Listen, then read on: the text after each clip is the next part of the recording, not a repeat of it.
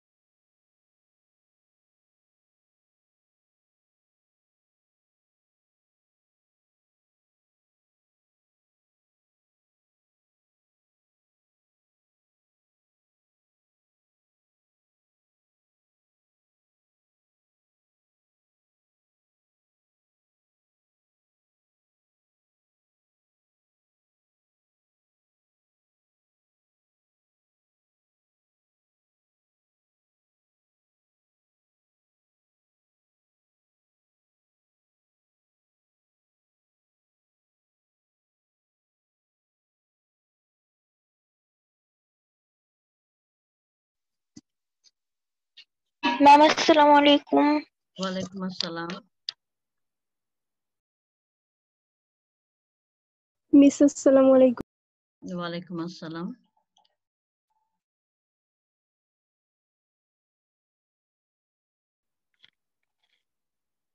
Miss আসসালামু আলাইকুম। ওয়ালাইকুম আসসালাম।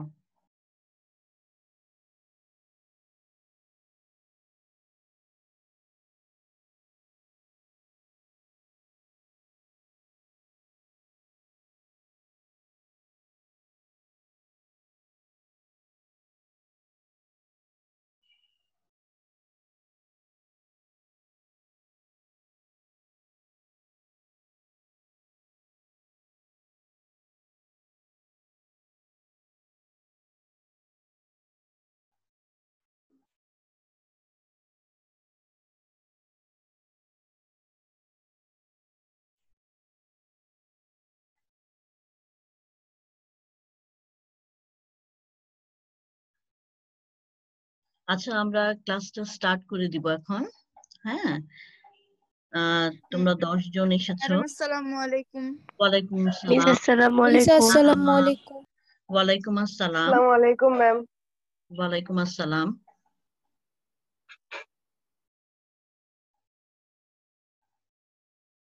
সাবিকুন নাহার, তোমার রোলটা দাওনি কেন? সাবিকুন নাহার, তোমার রোলটা দেওয়া দরকার আর কি। এখানে তোমরা নামের সাথে রোলটা দিবা।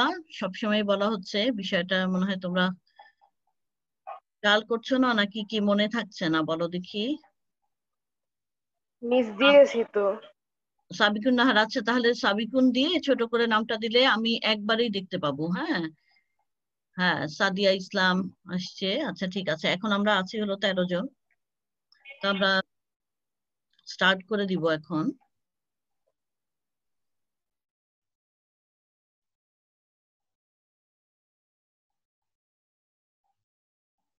আজকে আমরা একটা নতুন চ্যাপ্টার মিস আসসালামু আলাইকুম। আলোচনা মিস করব। আসসালামু ওয়ালাইকুম আলাইকুম। আসসালাম। ওয়ালাইকুম আসসালাম। আচ্ছা, আমরা একটা নতুন চ্যাপ্টার মিস আসসালামু আলাইকুম। আরম্ভ করব আজকে। ওয়ালাইকুম আসসালাম। সেটা হলো অধ্যায় 13, জীবের পরিবেশ। হ্যাঁ, জীবের পরিবেশ পাঠ 13.1 নিয়ে আজকে মূলত আলোচনা করব। লেকচার হচ্ছে হ্যালো মিস আসসালামু আলাইকুম। ওয়ালাইকুম আসসালাম। তোমরা একটু সময় মতো আসার চেষ্টা করো। হ্যাঁ, এত দেরি করলে সমস্যাই। ওয়ালাইকুম আসসালাম।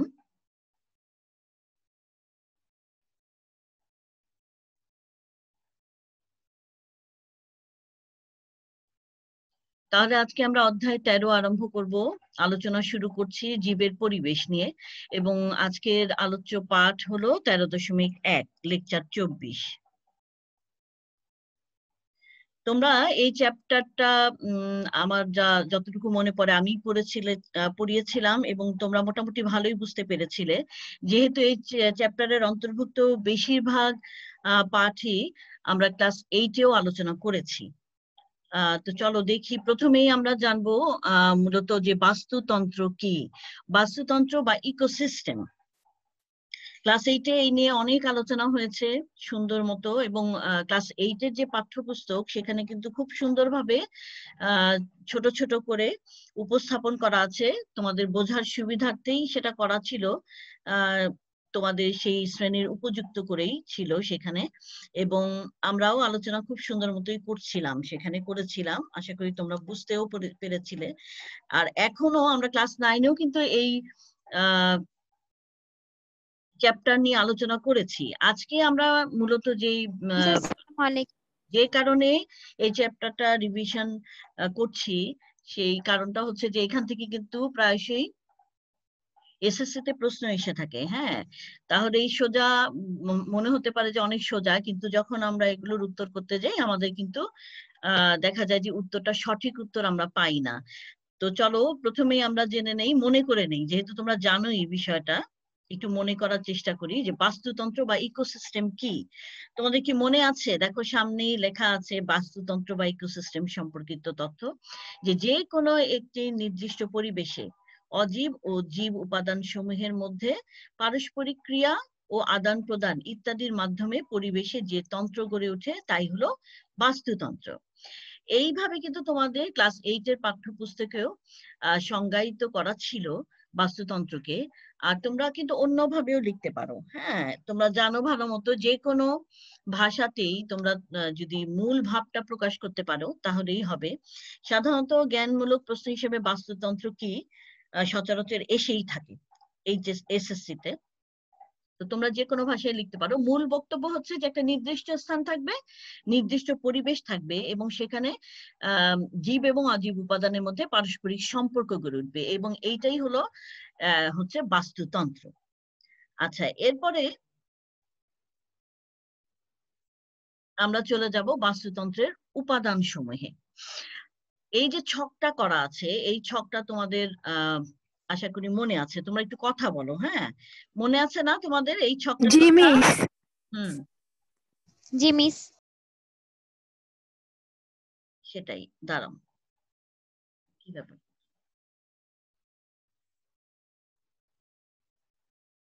আচ্ছা, এই ছকটা আমাদের মনে থাকার কথা। প্রথমে দেখো বাস্তুতন্ত্রের উপাদান সমূহ আছে। আচ্ছা, বাস্তুতন্ত্রের উপাদানের মধ্যে 3টা ভাগে প্রধানত ভাগ করা হয়েছে উপাদানগুলোকে। একটা হচ্ছে জড় উপাদান, তারপরে ভৌত উপাদান, এরপরে আছে জীব উপাদান। তো আমরা ক্লাস 8-এ পড়েছিলাম যে জড় উপাদান ভৌত উপাদান আলাদা পড়ি নাই, জড় উপাদান এবং ভৌত উপাদানকে একসাথে দেখানো হয়েছিল। আমরা এখানে আলাদাভাবে পড়ছি, এবং এর কারণও আমরা একটু পরেই বুঝতে পারবো। জড় উপাদান একটু বলি। জড় উপাদানকে আবার 2টা অংশে ভাগ করা হচ্ছে, একটা হচ্ছে অজৈব বস্তু, আরেকটা হচ্ছে জৈব বস্তু। আর ভৌত উপাদানে এখানে কোনো ভাগ নেই। এরপরে আছে জীব উপাদান, আমরা এর ব্যাখ্যাতে একটু পরেই যাব। জীব উপাদান আশা করি তোমাদের মনে আছে যে উৎপাদক, খাদক এবং বিয়োজক, এই 3টা অংশে ভাগ করা আছে। উৎপাদক অর্থ তো তোমরা জানোই, যারা নিজের খাদ্য নিজে তৈরি করতে পারে, অর্থাৎ উদ্ভিদ কুলকে বোঝানো হয়। খাদক হচ্ছে যারা নিজেদের খাদ্য নিজেরা তৈরি করতে পারে না, উৎপাদকের উপর নির্ভরশীল, হ্যাঁ, অথবা অন্য কোনো খাদকের উপর নির্ভরশীল। এটা আবার বিভিন্ন শ্রেণীতে বিভক্ত।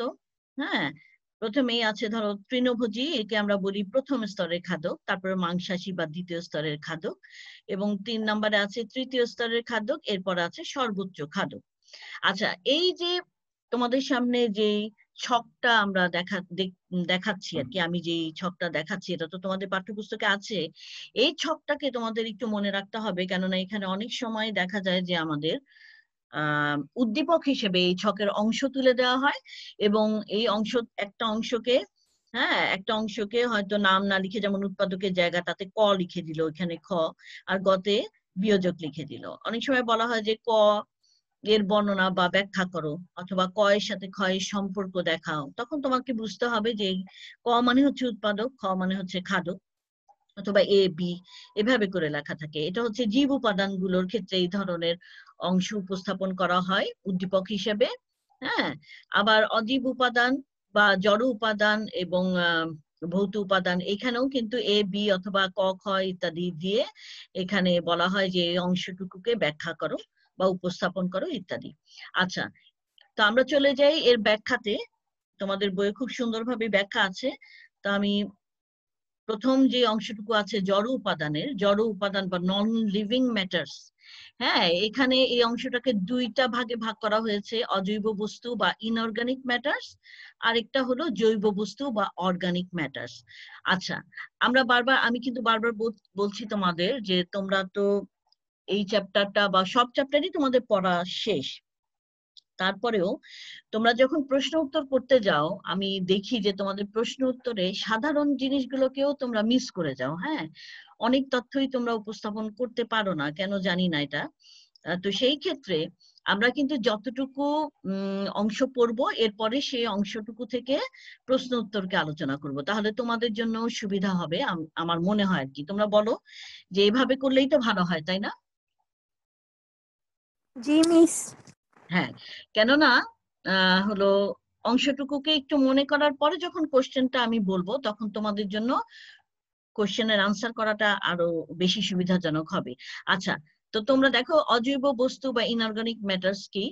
যে পানি, বায়ু, মাটিতে অবস্থিত খনিজ পদার্থ, অর্থাৎ যেসব পদার্থ কোনো জীব দেহ থেকে আসে নাই। হ্যাঁ, এটা জীবের উদ্ভবের আগেই, অর্থাৎ জীব সৃষ্টির আগেই বা পরিবেশেই ছিল, এটা পরিবেশে ছিল, সেগুলো বাস্তুতন্ত্রের অজৈব উপাদান। আমরা একটু উদাহরণ দেখলেই বুঝতে পারবো, যেমন ক্যালসিয়াম, পটাশিয়াম, লৌহ, হ্যাঁ, নাইট্রোজেন, অক্সিজেন, কার্বন ডাইঅক্সাইড, এই যে উপাদানগুলো, এই উপাদানগুলো হচ্ছে অজৈব বস্তুর মধ্যে পড়ে বা ইনঅর্গানিক ম্যাটার্স। পানি, বায়ু, মাটিতে অবস্থিত থাকে এই খনিজ পদার্থ, অর্থাৎ যেসব পদার্থ জীবদেহ থেকে আসে নাই, এগুলো পৃথিবীতে জীবের উদ্ভবের আগের থেকেই এই উপাদানগুলো ছিল, সেগুলো হচ্ছে অজৈব বস্তু। আর জৈব বস্তু হচ্ছে তোমার মানে হচ্ছে যেগুলো জীবিত প্রাণী থেকে আমরা পাই, যেমন উদ্ভিদ এবং প্রাণী, এদের বজ্র পদার্থ বা এসব জীবের মৃতদেহ। হ্যাঁ, এগুলো থেকে যেসব জড় বস্তু আমরা পাই সেগুলোই হচ্ছে তোমার জৈব উপাদান। তাহলে জৈব উপাদান জড় উপাদানের মধ্যে পড়ছে, কিন্তু জৈব উপাদান কিন্তু জীবিত বস্তু থেকে আসছে। কথাটা কি বোঝা গেল?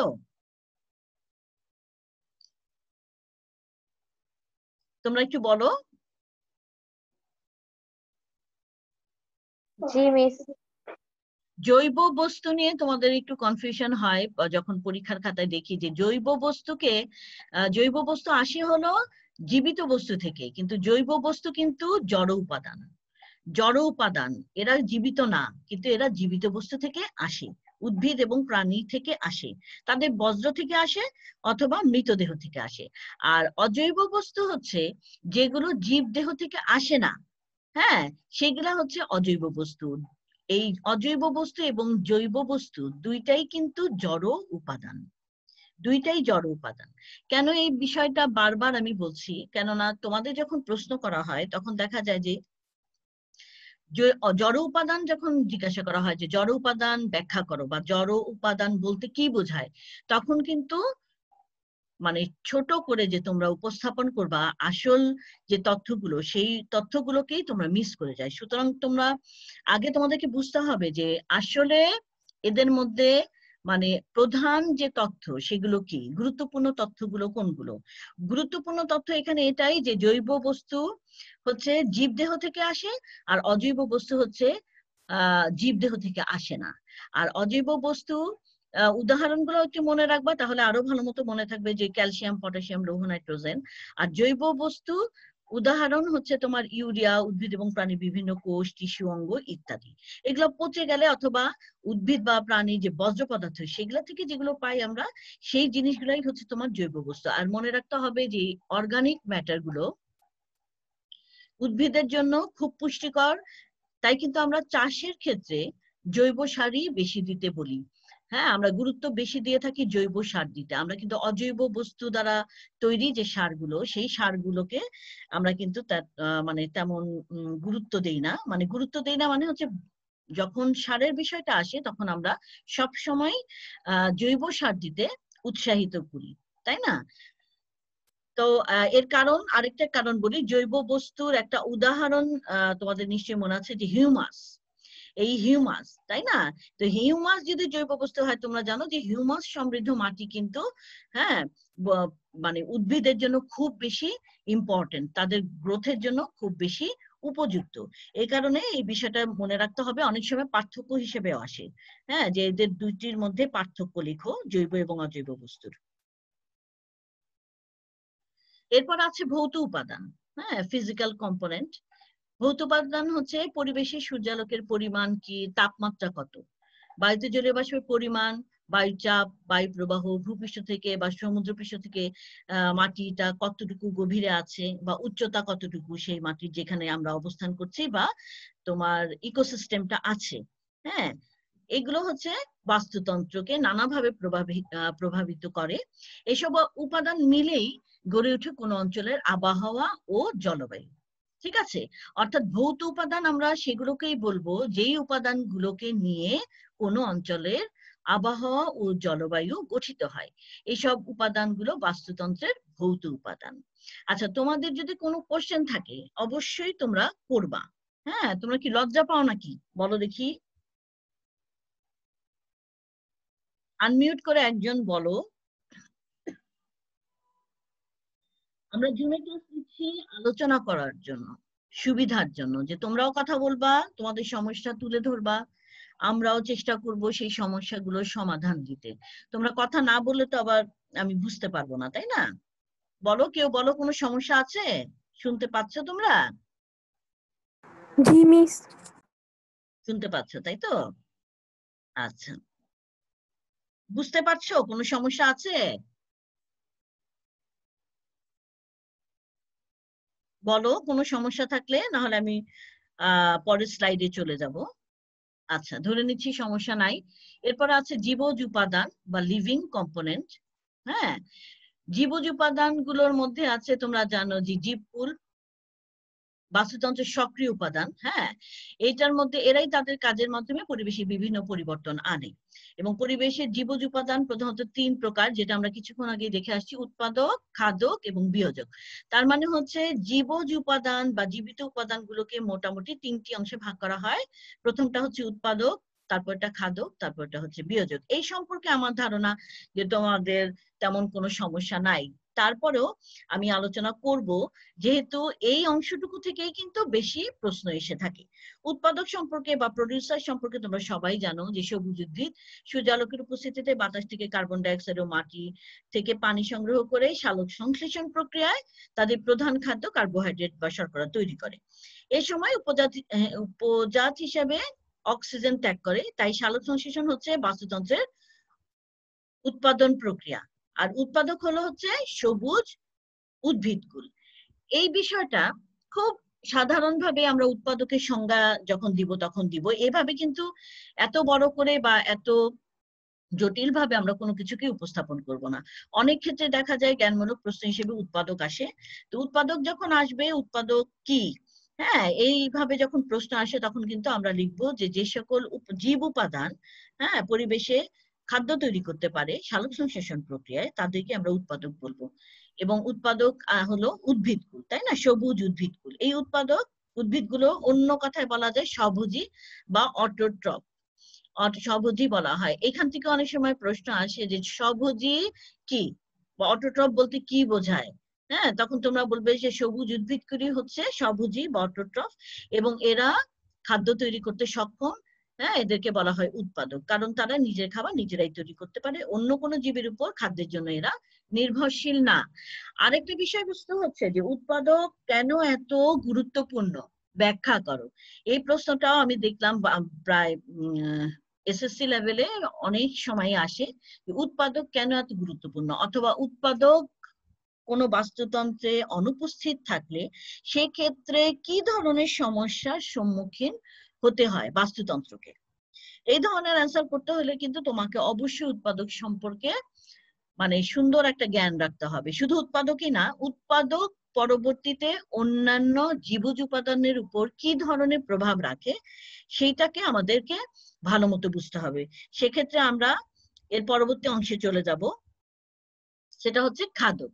উৎপাদকের পরে জীবজ উপাদানের মধ্যে আছে হলো খাদক বা কনজিউমার, যারা এরা নিজের খাদ্য নিজে তৈরি করতে পারে না।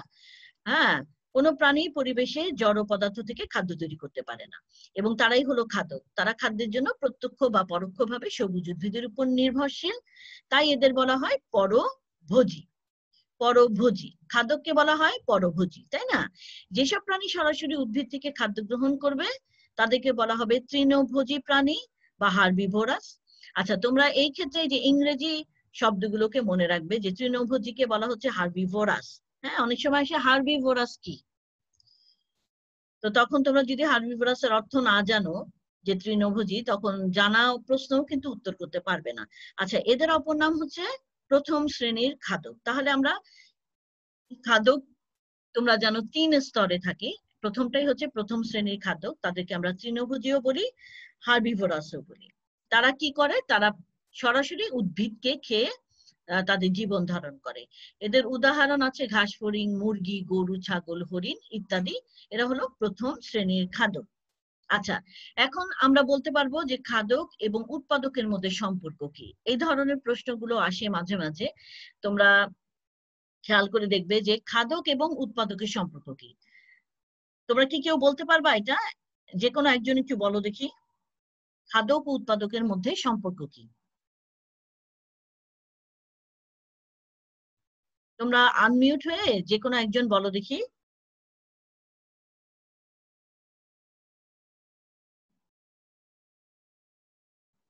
তোমরা কি ক্লাসে আছো নাকি চলে গেছো? বলো দেখি। সাবিকুন নাহার, রোল 4, তুমি একটু বলো তো। জি মিস। হ্যাঁ, বলো দেখি। তো হ্যাঁ, বলো দেখি, খাদক এবং উৎপাদকের সম্পর্ক এক লাইনে বলবা। খাদক এবং উৎপাদকের সম্পর্ক কি একটা বাক্যে বলা যাবে এই উত্তরটা? মিস, দুইটা ছাড়াই বাস্তুতন্ত্র সম্ভব না। শুধু এদের সম্পর্কটা কি, খাদক এবং উৎপাদকের সম্পর্ক কি? মিস, এটা পারবো না। কেউ পারবে এখানে? আতকিয়া আছে, সাজিয়া আছে। আচ্ছা, রাহামা, রোল 7, একটু বলো তো রাহামা। রাহামা আনমিউট হতে। মিস, জি বলেন।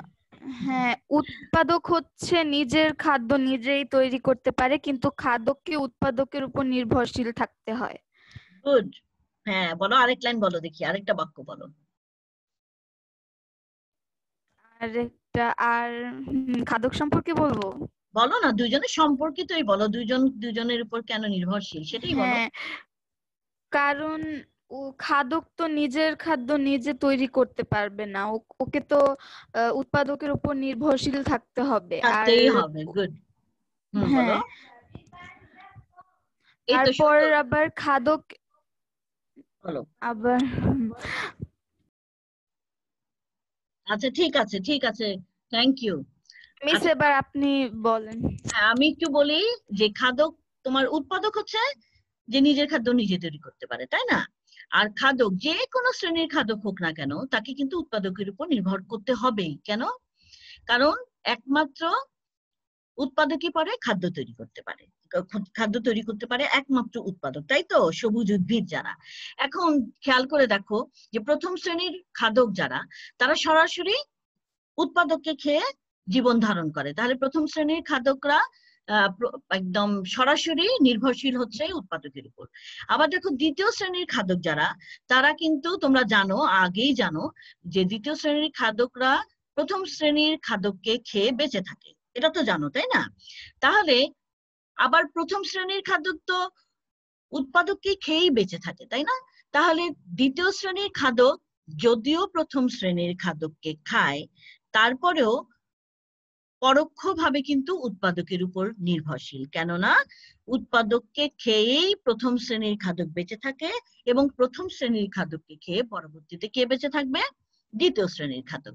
এভাবে প্রতিটা খাদক প্রত্যক্ষ বা পরোক্ষভাবে উৎপাদকের উপর নির্ভরশীল। তাহলে বুঝতে পারছো, প্রথম শ্রেণীর খাদকের সাথে যেমন দ্বিতীয় শ্রেণীর খাদকের সম্পর্ক আছে, দ্বিতীয় শ্রেণীর খাদকের সাথেও তৃতীয় শ্রেণীর খাদকের সম্পর্ক আছে। প্রত্যেক খাদকের সাথে প্রত্যেক খাদকের সম্পর্ক আছে, কেননা একজন আরেকজনকে খেয়ে বেঁচে থাকে। আবার দেখো, শেষ পর্যন্ত তুমি যদি প্রথম দিকে যাও, একেবারে প্রথমে যাও, যে উৎপাদককে খেয়েই কিন্তু প্রথম শ্রেণীর খাদক বেঁচে থাকে। তাহলে লাইন ধরে যদি আমরা বর্ণনা দেই, তাহলে উৎপাদকের পর আসবে প্রথম শ্রেণীর খাদক, প্রথম শ্রেণীর খাদকের পর আসবে দ্বিতীয় শ্রেণীর খাদক, এবং দ্বিতীয় শ্রেণীর খাদকের উপর পরে আসবে হলো তৃতীয় শ্রেণীর খাদক। তাহলে আলটিমেটলি সবাইকে এক না একভাবে উৎপাদকের উপর নির্ভর করতে হয়। তোমরা কি বুঝতে পেরেছো আমার কথাটা?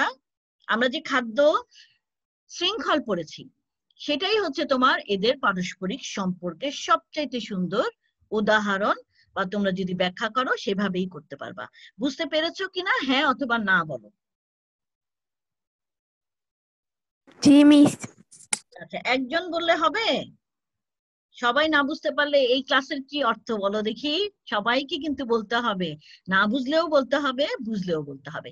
এরপর আমরা আসছি যেসব প্রাণী তৃণভোজী প্রাণীদের খাদ্য হিসেবে গ্রহণ করে তাদেরকে বলা হয় গৌণ খাদক বা দ্বিতীয় শ্রেণীর খাদক। এটা তোমরা জানো দ্বিতীয় শ্রেণীর খাদক কারা। এরা এক ধরনের মাংসাশী, কেননা এরা খাদককে খায়। উৎপাদককে খেলে তারা হয় তৃণভোজী, আর যারা খাদককে খাবে তারা হবে মাংসাশী। তাহলে প্রথম শ্রেণীর খাদ্যকে আমরা বলতে পারি মাংসাশী প্রাণী। উদাহরণ হিসেবে আছে ব্যাঙ, শিয়াল, বাঘ ইত্যাদি দ্বিতীয় শ্রেণীর খাদক। হ্যাঁ, আচ্ছা, এরপরে দেখো তৃতীয় শ্রেণীর খাদক কারা। যেসব প্রাণী গৌণ খাদককে অর্থাৎ দ্বিতীয় শ্রেণীর খাদককে খাবে, হ্যাঁ, তারাও মাংসাশী, তাদেরকে বলা হবে তৃতীয় শ্রেণীর বা কোনো কোনো ক্ষেত্রে সর্বোচ্চ খাদক। আর সাপ, ময়ূর, বাঘ ইত্যাদি এই শ্রেণীর খাদক। আচ্ছা, এই যে এখানে একটা কথা আছে সর্বোচ্চ খাদক, এই ব্যাপারটা তোমাদের মনে আছে? হ্যাঁ অথবা না বলো দেখি, সর্বোচ্চ খাদক সম্পর্কিত তথ্য তোমাদের মনে আছে কিনা? না মিস। না মিস, এই কারণেই তো আবার পড়ানো, কিন্তু তোমাদের তো এখন এইভাবে করে পড়ানোর বা দরকার নাই আমার মনে হয়, মানে উচিত ছিল না, তোমাদের তো এগুলো মনে রাখার কথা। আচ্ছা যাই হোক, আমি একটু বলি তোমাদের সুবিধার্থে। সেটা হচ্ছে যে সর্বোচ্চ খাদক হচ্ছে কোন একটা খাদ্য শৃঙ্খলের কোন একটা খাদ্য শৃঙ্খলের একেবারে শেষে, হ্যাঁ, যে খাদকটা থাকবে সেটা হচ্ছে সর্বোচ্চ খাদক। কোন কোন খাদ্য শৃঙ্খলে দ্বিতীয় স্তরের খাদক পর্যন্তই থাকে, কেমন, তখন দ্বিতীয় স্তরের খাদককে আমরা বলবো সর্বোচ্চ খাদক। বুঝতে পারছো এবার? আবার তৃতীয় শ্রেণীর খাদক পর্যন্তও থাকতে পারে খাদ্য শৃঙ্খল, সেক্ষেত্রে সর্বোচ্চ খাদক হবে তৃতীয় শ্রেণীর খাদক। এভাবে 4 নাম্বার পর্যন্ত 5 নাম্বার পর্যন্ত কিন্তু খাদক থাকতে পারে, অনেক ধরনের খাদক পরপর থাকতে পারে। সেই ক্ষেত্রে যে কোনো সংখ্যাই থাকুক না কেন, খাদ্য শৃঙ্খলে সবচেয়ে শেষে যেই খাদকটা থাকবে তাকে আমরা বলবো সর্বোচ্চ খাদক। এরপর আসছি বিশেষ শ্রেণীর আবর্জনাভুকের কথা। বিশেষ শ্রেণীর খাদক জীবন্ত প্রাণীর চেয়ে মৃত প্রাণীর মাংস বা আবর্জনা খেতে বেশি পছন্দ করে।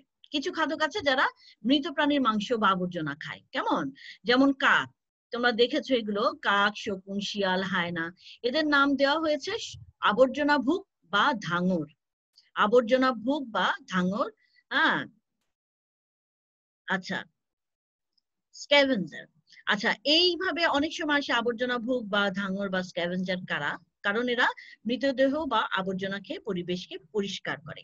এই যে তোমার আবর্জনা ভোগ, এরা কিন্তু খাদ্য শৃঙ্খলের একটা খুব উল্লেখযোগ্য বা গুরুত্বপূর্ণ অংশ, কেননা পরিবেশ রক্ষার ক্ষেত্রে বা পরিবেশ সংরক্ষণের ক্ষেত্রে, পরিষ্কার রাখার ক্ষেত্রে এটা খুব বড় ধরনের ভূমিকা পালন করে থাকে। কখনো কখনো বাস্তুতন্ত্রে এমন প্রাণী দেখা যায় যারা একাই বিভিন্ন স্তরে খাদক হিসেবে ভূমিকা রাখে, যেমন মানুষ একই, এরা তোমার তৃণভোজীও হইতে পারে, মাংসাশীও হইতে পারে। এই যে তোমার বিভিন্ন স্তরে খাদক হইতে পারে একই প্রাণী, এটা কি তোমাদের মনে আছে বলো দেখি? আমরা কিন্তু ক্লাস 9-এ 8-এ এগুলো খুব ভালো মতো পড়েছিলাম। আচ্ছা, আমি ধরে নিচ্ছি তোমাদের মনে নাই, কারণ আমাদের সময়ও কম। আমি একটু বলে দিই, তোমরা তোমাদের যদি তোমরা এভাবে চিন্তা করো যে মানুষ কি কি খায়, দেখো মানুষ কিন্তু তোমার লতা পাতা, আমরা শাকসবজি খাই, তাই না? যখন আমরা শাকসবজি খাই, ফল খাই, তখন আমরা হচ্ছি প্রথম স্তরের খাদক, ঠিক আছে, উৎপাদককে সরাসরি খাচ্ছি। আমরা যখন ধরো গরুর মাংস বা খাসির মাংস খাচ্ছি, মুরগি খাচ্ছি, তখন আমরা হয়ে যাব দ্বিতীয় স্তরের খাদক, ঠিক আছে। এভাবে করে আমরা কিন্তু বিভিন্ন স্তরের খাদক হিসেবে ভূমিকা পালন করি। এই জন্য আমরা কিন্তু বিভিন্ন স্তরে খাদক হিসেবে আমাদেরকে দেখা যায়, মানে আমার মানুষদেরকে এমন অনেক প্রাণী আছে যারা বিভিন্ন স্তরের খাদক হিসেবে আমরা তাদেরকে দেখতে পাই। আচ্ছা, এই তৃণভোজী এবং মাংসাশী হিসেবে দেখা যায় আমাদেরকে, মানে আমরা অনেক সময় তৃণলতা পাতা খেয়ে থাকি, তখন আমরা একরকম স্তরের খাদ্য খাবো, আবার যখন মাংসাশী হবে তখনও কিন্তু অন্য স্তরের খাদ্য হিসেবে আমাদেরকে দেখা যাবে। এখানে কারো কোনো কিছু বলার আছে বা বোঝার আছে? বলতে চাও কিছু?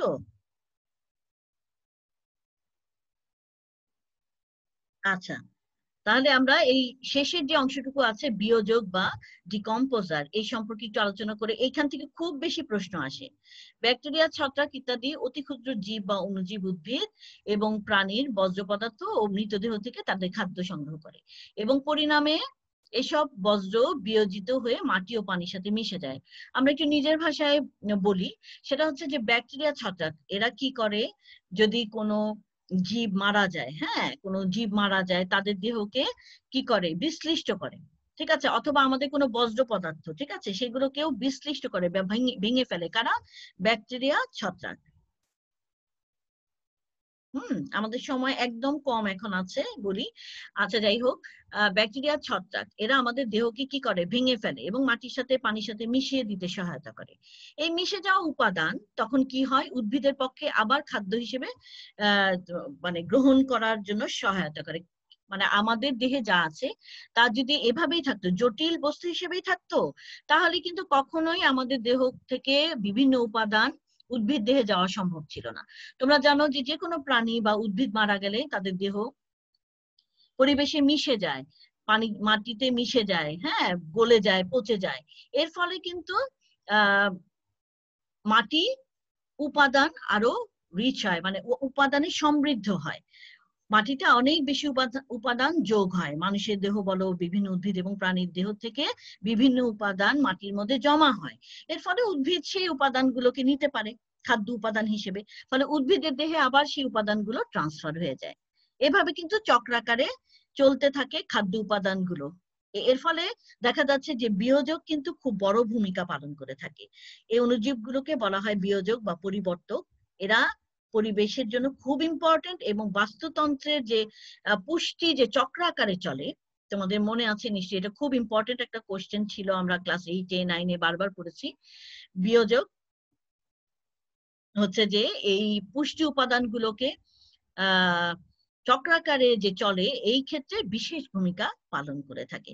সুতরাং আজকে আমরা দেখলাম যে বাস্তুতন্ত্রের উপাদানগুলো কি কি এবং এই উপাদানগুলো সম্পর্কিত যে বিশেষ গুরুত্বপূর্ণ যে তথ্যগুলো, সেই সম্পর্কগুলো কি কি, তথ্যগুলো কি কি, এবং আমরা আগেও পড়েছি, কিন্তু এখন যেহেতু আমাদের অনেকখানি আমরা ভুলতে বসেছি, আজকে যা বুঝলাম আর কি, তোমাদের কিছুই তেমন মনে নাই, কিন্তু তোমরা আজকের ক্লাসটা একটু দেখবে, দেখে আবার একটু মনে করার চেষ্টা করবে। আর যখন এই বইটা থেকে তেমন বুঝতে পারবে না, তোমরা ক্লাস 8-এর বইটা ক্লাস 8-এর বইয়ের সহযোগিতাও নিতে পারো। আশা করি সামনের দিন আমরা যে কোশ্চেন আনসার গুলো আলোচনা করব, তখন সেটা বুঝতে তোমাদের সহায়তা করবে। আজকে যতটুকু পড়লাম অবশ্যই তোমরা বাসায় ভালো মতো দেখবে। আমরা সামনের দিন এই অংশের যে প্রশ্নগুলো আসে এবং সামনে আরেকটু অংশ পড়বো, সেই অংশ থেকে আসা প্রশ্নগুলোর উত্তর আলোচনা করব। কারো কিছু বলার থাকলে বলো, আমাদের সময় শেষ। কিছু বলার আছে তোমাদের? কারো কোনো কোশ্চেন থাকলে করো।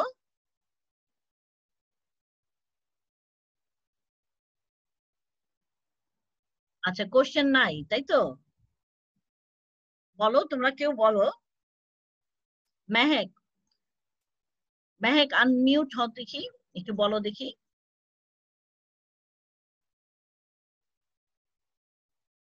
মেহেক, জিমি 35 রোল, হ্যাঁ, বলো দেখি কোনো কোশ্চেন আছে কিনা। মাত্র 19 জন আজকে আমরা আছি, হ্যাঁ, ক্লাস 10-এ তোমরা পড়ছো, তাই না? সামনে তোমাদের এসএসসি পরীক্ষা, তোমরা হয়তো ভাবছো যে এসএসসি হবে না নাকি। তোমরা ক্লাসে তো আসতে হবে তোমাদেরকে। জি মিস। হ্যাঁ, আসতে হবে। এরকম এত কম যদি উপস্থিত থাকো তাহলে তো খুব সমস্যা। এখানে তো মাত্র 19 জন দেখাচ্ছে। ঠিক আছে, কোনো সমস্যা থাকলে বলো, আমাদের সময় একেবারেই শেষের দিকে আর কি। কিছু বলা? হ্যাঁ বলো, কোশ্চেন নাই কোনো?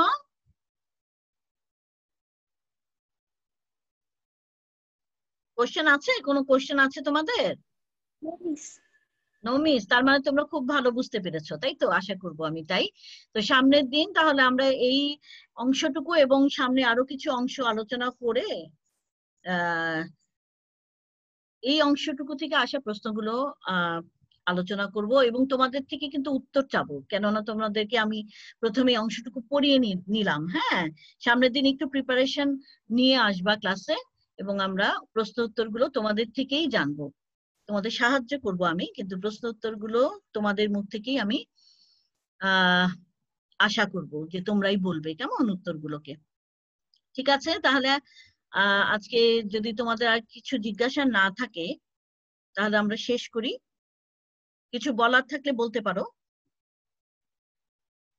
কিছু বলবে তোমরা? তোমাদেরকে অন্য কোনো চ্যাপ্টার বা এই চ্যাপ্টারের অন্য অংশ আগে পড়ালে ভালো হয় এমন কিছু বলার থাকলেও বলতে পারো তোমরা। কিছুই বলার নাই? কাকলি, রোল 25, দেখি তুমি একটু আনমিউট হতো।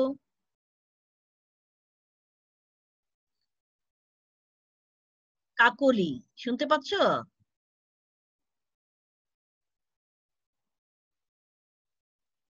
তোমরা সবাই একটু ভিডিও অন করো দেখি। সবাই ভিডিও অন করো দেখি। জি মিস।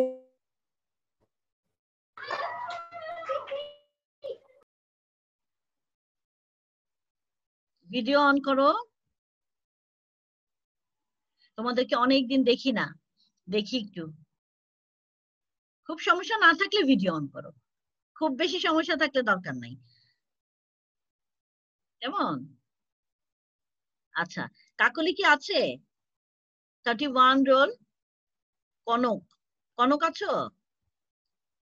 জি মিস। হ্যাঁ। মৌ, রোল 1। মৌ একটু জি মিস, আছি। আনমিউট হও। শোনো মৌ, এই জি চ্যাপ্টারটা মিস। অনেক সহজ মনে হচ্ছে, জি তোমরা মিস। কিন্তু এখান থেকে বারবারই প্রশ্ন পাবা। এই চ্যাপ্টার থেকে প্রশ্ন আসে বারবারই। তাহলে এই চ্যাপ্টারটা থেকে যদি তোমাদের মনে হয় কোনো অংশ তোমাদের বোঝার আছে, দরকার আছে, তাহলে আমাকে একটু জানাবা সামনের দিন। কেমন? তা আমি ওকে মিস। তোমাদের সেই অংশটা বলে দিব, সেই অংশ নিয়ে আলোচনা করব। আর প্রশ্ন তো আমি সামনের দিন দেখবো কি কি আছে এখান থেকে এবং তার সমাধান দেওয়ার চেষ্টা করব। তোমরা একটু প্রিপারেশন নিয়েই ক্লাসে আসবে, কেমন? ঠিক আছে তাহলে? ওকে মিস। ওকে, আজকের মতো তাহলে শেষ করছি। তোমাদের জন্য ইউটিউব চ্যানেলে এটা আপলোড করা হবে। জানি না আজকে এটা রেকর্ড হয়েছে কিনা, আমার একটু সমস্যা ছিল, দেখতে হবে। যদি এমন হয় যে রেকর্ড হবে, হয়তো মিউট ছিল প্রথমে, তো দেখি কি হয়। যদি ওরকম সমস্যা হয় তাহলে আমি দরকার পড়ে আবার ক্লাসটা নিব। তোমাদের যদি প্রয়োজন মনে করো আমাকে জানাবা, কেমন? গ্রুপে একটু জানাই দিও। ওকে মিস। ঠিক আছে তাহলে আল্লাহ হাফেজ। মিস, আসসালামু আলাইকুম। মিস আসসালামু আলাইকুম। ওয়ালাইকুম আসসালাম। আসসালামু আলাইকুম। ওয়ালাইকুম আসসালামু আসসালাম। আলাইকুম মিস। ওয়ালাইকুম আসসালামু আসসালাম। আলাইকুম। ওয়ালাইকুম আসসালাম। মিস আসসালামু আসসালামু আলাইকুম আলাইকুম। মিস। আসসালামু আলাইকুম। ওয়ালাইকুম আসসালাম।